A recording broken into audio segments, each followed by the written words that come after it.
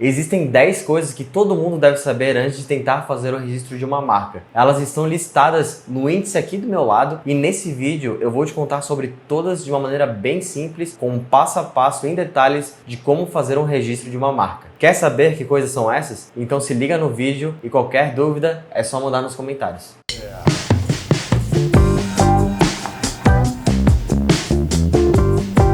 Antes de começar, acho importante dizer que se você ainda não sabe direito o que é registro de marca, não sabe o que é o INPI, enfim, eu deixei aqui embaixo na descrição um guia completo sobre registro de marcas, onde eu abordo essas questões e muitas outras, desde o mais simples até o que eu considero mais complexo sobre o tema. Se você quiser, é só clicar no link, fazer o download e pronto. Agora, se você chegou aqui porque precisa registrar uma marca, a primeira coisa que eu quero falar é que todos os dias aqui na GIP chegam empreendedores e profissionais das mais variadas áreas preocupados em perder ou não conseguir registrar as suas marcas, que muitas vezes já existem há anos. Eu sei que é um baita problema, mas se esse for o seu caso, não se preocupe que hoje eu vou te ajudar. E se não for o seu caso, você já começou com o pé direito, mas ainda é só o começo. Então, a primeira coisa que a gente precisa saber antes de registrar uma marca é se a marca pode ser registrada ou não. Parece óbvio e é, mas sempre bom lembrar que, primeiro de tudo, a gente tem que verificar se a marca não contém elementos que impedem o registro. Isso porque existe a Lei de Propriedade Industrial, que no artigo 124 traz uma lista com vários elementos que não podem ser registrados como marca. Alguns exemplos são brasões, bandeiras oficiais, monumentos históricos e nomes que são muito genéricos ou muito descritivos, certo? E por isso é bom ficar ligado para não usar nada que está escrito nesse artigo 124, porque caso contrário, se a gente utilizar esses elementos, é muito provável que o pedido seja negado de primeira pelo INPI, aí um abraço. Isso é muito importante porque muita gente já esbarra nessa primeira etapa. Mas outro ponto que costuma dar problema e que leva à nossa segunda dica é sobre o uso de nomes que lembram marcas muito famosas. Uma das coisas que a gente precisa tomar muito cuidado é para não criar uma marca que tenha o mesmo nome de uma marca de alto renome ou de uma marca notoriamente conhecida. Resumindo o que é cada coisa, uma marca de alto renome é aquela que é conhecida no mercado de consumo em geral, com reconhecimento e uma reputação positiva que são acima da média. Sendo bem direto, são aquelas marcas que todo mundo sabe quem são e o que fazem. E o que acontece é que para proteger essas marcas em específico, o INPI formulou um sistema de proteção que garante que essas marcas sejam protegidas em todas as classes de registro, justamente para proteger tudo que já foi construído por elas ao longo dos anos e não deixar que outras empresas surfem no sucesso dessas marcas. Isso também serve para proteger a concorrência desleal de pequenos negócios contra pequenos negócios, por exemplo. Tu já imaginou se duas barbearias que acabaram de abrir, onde uma se chama Ferrari e utiliza o símbolo da Ferrari, enquanto a outra se chama Barbearia Vargas, que é um sobrenome muito comum. Nada contra a Barbearia Vargas, mas isso pode acabar trazendo uma sensação de confiança maior para o negócio que utiliza o nome e o emblema da Ferrari, o que prejudicaria todos os outros concorrentes. Para falar de exemplos de marcas de alto renome, Ferrari é uma delas, assim como Flamengo, Instagram, iFood, Uber e várias outras que vocês já conhecem. E já as marcas notoriamente conhecidas são aquelas que foram registradas em outros países, mas não no Brasil. Só que aqui, por serem marcas conhecidas mundialmente, você tem que saber que elas também possuem uma proteção especial no ramo de atividade delas. No caso, a diferença das marcas de alto renome é que elas são protegidas em todas as classes. Mas para citar alguns exemplos de marcas notoriamente conhecidas, podemos falar da CR7, que é a marca do Cristiano Ronaldo, ou a Time, que é uma revista americana muito famosa. De qualquer forma, não vale a pena criar uma marca com esses nomes tão conhecidos, mas esse papo de classes é importante porque o terceiro passo do registro de marca é justamente identificar quais produtos e serviços que a gente vai oferecer para protocolar os pedidos em cada classe de registro que for necessário. Para isso, a gente precisa primeiro entrar no site do INPI e acessar uma lista de produtos e uma lista de serviços. Essas listas seguem uma classificação internacional de produtos e serviços que se chama Classificação de Nice. Ela foi concluída em 1957 e determina a área de atuação das marcas. Ela foi feita numa conferência diplomática que aconteceu em Nice, na França, e é uma classificação que tem como finalidade organizar o processo de proteção da propriedade intelectual para ficar mais inclusivo e menos burocrático, além de firmar uma regulamentação mais uniforme entre os países que aderiram a essa classificação. Por isso, vale lembrar que alguns países adotaram essa classificação para fazer o registro de marcas e outros não. Mas o Brasil faz parte do grupo que aderiu. Então, depois de abrir essa lista e verificar quais produtos e serviços mais se encaixam com aquilo que é oferecido atualmente pela sua empresa, além de já ter anotado quais as classes em que a marca precisa fazer o registro, é bom também pensar no longo prazo. Por exemplo, se existe algum plano de expandir o teu negócio, oferecer outros tipos de serviço em breve, talvez um registro mais abrangente e mais classes, seja melhor. Imagina alguém que pretende produzir e comercializar roupas com a sua marca estampada. Essa pessoa deve oferecer um pedido na classe 25, que diz respeito à produção de itens de vestuário, mas também na classe 35, que fala do comércio desse item de vestuário. Mas agora imagina também que no futuro próximo, essa pessoa resolva abrir um curso de estamparia fornecido pela própria marca. Nesse caso, pensando no médio e longo prazo, vale a pena também já oferecer um pedido de registro na classe 41, que é referente ao oferecimento de cursos e treinamentos. Tudo bem até aqui? Se você ficou com alguma dúvida, dá para navegar pela barra de reprodução aqui embaixo, que está separada com o índice do vídeo. E como eu falei no começo, podem deixar questões nos comentários e acessar os materiais que eu deixei aqui na descrição. O importante é que esse conhecimento seja útil e chegue até vocês de uma maneira acessível. Quem quiser também se inscrever no canal, esse vídeo marca o início de um projeto bem legal que a GIP está desenvolvendo durante esse ano junto com vocês. Então vai sair bastante material de qualidade aí pela frente, pode anotar. Mas então, se está tudo certo, vamos seguir com a quarta coisa que você precisa saber para conseguir fazer um registro de uma marca no INPI, que é verificar se o nome da marca ele está disponível para registro, ou seja, verificar se outras pessoas já não registraram um nome igual ou até mesmo um nome próximo nas classes que a gente pretende registrar. Para isso, a gente precisa acessar o site do INPI, onde o próprio sistema do INPI dispõe de uma ferramenta de busca que permite que o usuário faça essa pesquisa de maneira direta no próprio banco de dados do INPI. E é legal nessa hora que a gente saiba fazer uma pesquisa bem criteriosa, como mudar algumas letras que possam ter sonoridades parecidas, por exemplo, no caso de C e o S, X e o CH, e o I e o Y, que tem o mesmo som, mas possuem grafias diferentes. É bom fazer essa varredura mais completa no sistema justamente para diminuir ao máximo o risco de indeferimento do registro, porque caso o INPI verifique que a marca seja muito próxima com outra que já é registrada e possa causar alguma confusão nos consumidores, é muito provável que o pedido seja negado. Então, por isso, uma pesquisa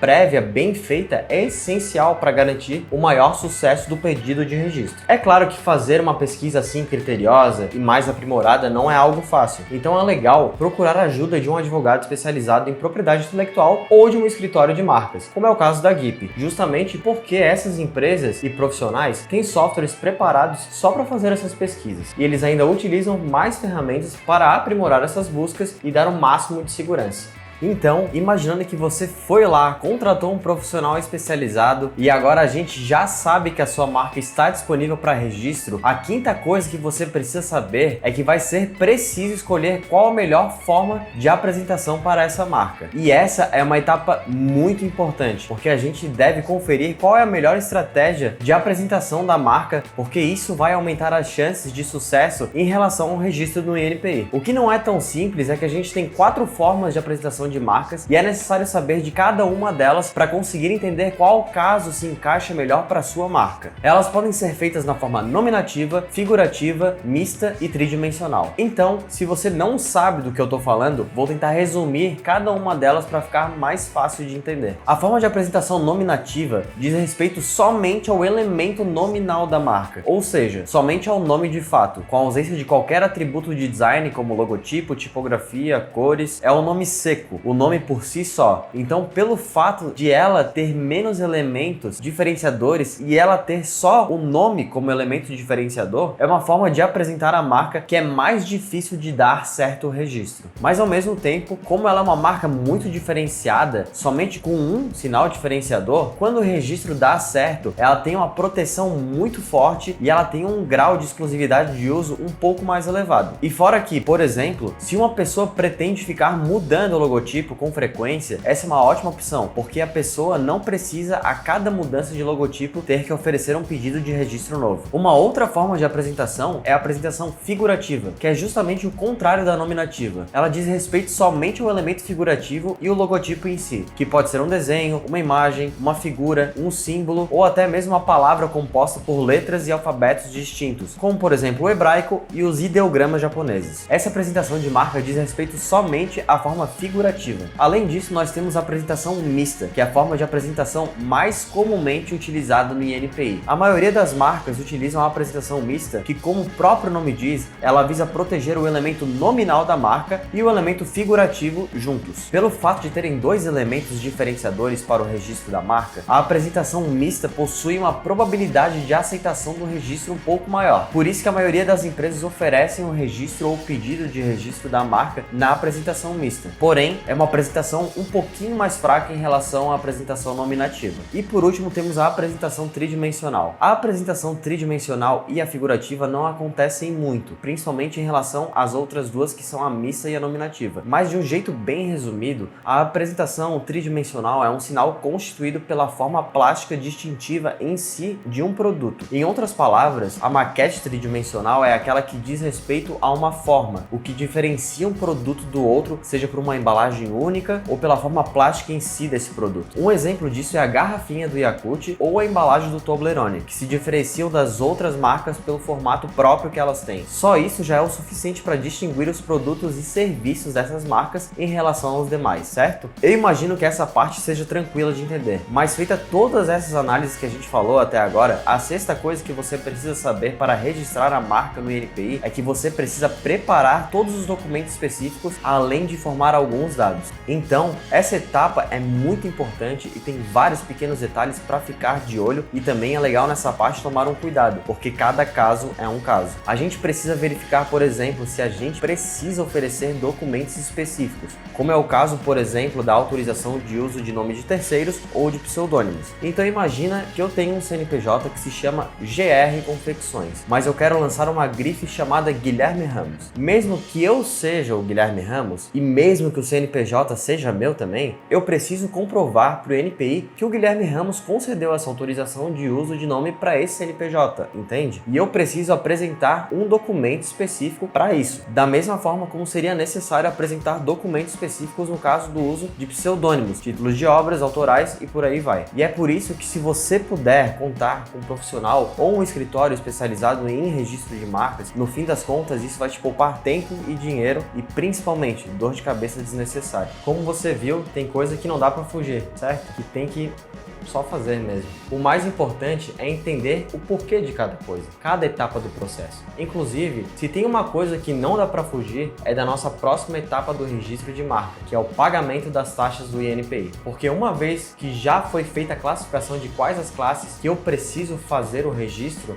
e também feito todo o processo de cadastro junto ao INPI, o próximo passo é gerar as taxas de abertura de processo. É legal ter cuidado nessa hora, porque, por exemplo, se a gente oferecer o registro em duas classes, vão ser dois processos distintos e por isso a gente vai ter que gerar duas taxas de abertura para dois processos diferentes. E nesse momento a gente vai verificar que há duas possibilidades de geração de taxas. Uma é a taxa com a especificação pré-aprovada e a outra é a especificação livre. De maneira geral e bem resumida, especificação pré-aprovada é a mais utilizada porque o INPI dispõe de uma lista de produtos e serviços que já contempla a maioria dos produtos e serviços que são oferecidos dentro do mercado. Então é muito provável que o tipo de registro que a gente quer ou que um cliente vai querer oferecer com a marca dele já esteja mencionado nessas listas. Dessa forma, o cliente vai lá, gera a taxa com especificação pré-aprovada, por exemplo, e paga. E normalmente o protocolo é entrar nessas listas do INPI e só extrair os serviços ou produtos que vão ser oferecidos pela marca, porém caso o cliente não encontre os produtos e os serviços que a empresa vai oferecer dentro dessas listas, ele pode oferecer o pedido pela especificação livre, que normalmente é utilizada para produtos que são muito novos ou serviços que surgiram há pouco tempo no mercado e que ainda não constam nessa lista de classes. Além disso, ainda tem clientes que procuram fazer na especificação livre justamente para deixar bem criteriosamente especificado quais os produtos ou serviços que as empresas oferecem, justamente para que não ocorra nenhum erro de interpretação. E agora que a gente já tem todos os nossos documentos em mãos assinados, a gente já tem o logotipo na resolução correta, com as dimensões corretas, o próximo passo é entrar no site do NPI e protocolar nossos pedidos. E a partir daí, vai ser aberto o formulário que a gente vai preencher com todas as informações sobre o nosso registro, quais as especificações dos nossos serviços e produtos, ou seja, os detalhes daquilo que as marcas vão oferecer. E a gente também tem que juntar o logotipo e todos esses documentos em anexo para demonstrar no pedido. Além disso, nesse momento é preciso fazer uma leitura do nosso logotipo. Por exemplo, vamos pegar o logotipo da Shell, que tem uma concha, ele é vermelho e amarelo. Nesse caso, a gente precisaria demonstrar no pedido, segundo uma lista de classificação, tudo que está dentro desse logo. Então vamos pensar, esse logotipo contém elementos vermelhos, contém elementos amarelos, uma letra apresentando um grafismo especial, também tem uma concha desenhada, enfim. Tudo isso a gente vai pegando direto de uma lista que já é pré-definida, tudo dentro do protocolo e do formulário. Feito isso, uma vez conferidos todos esses dados e documentos, a gente oferece o pedido e manda protocolar, que é quando o INPI vai receber esse nosso pedido. E é nesse momento que mora o perigo, porque você pode pensar que agora é só esperar a resposta, seja ela qual for e pronto. Mas não é bem assim. Na verdade, agora que a gente já efetuou o pedido de registro e estamos chegando no final desse processo, tem uma penúltima coisa que você deve saber, que talvez seja uma das mais importantes, que é acompanhar de perto o pedido de registro da sua marca. De perto mesmo, porque isso pode ser crucial para um desfecho positivo. Então prestem bastante atenção nisso, porque a gente deve sempre ficar de olho lá na revista eletrônica da propriedade industrial, que fica disponível todas as terças-feiras, semanalmente, no site do INPI. Mas beleza, talvez ainda não tenha ficado claro para todo mundo o porquê de ser tão essencial. Então vou tentar elaborar um pouco mais para a gente chegar no entendimento comum. A questão aqui é que a gente deve acompanhar de maneira bem assídua as publicações dessa revista eletrônica para verificar se o status da marca está sendo atualizado, entende? Ou se o INPI precisa de alguma outra documentação, por exemplo. Porque às vezes pedem para a gente apresentar uma documentação extra que a gente não apresentou, ou a gente precisa manifestar uma posição em determinado prazo, sabe?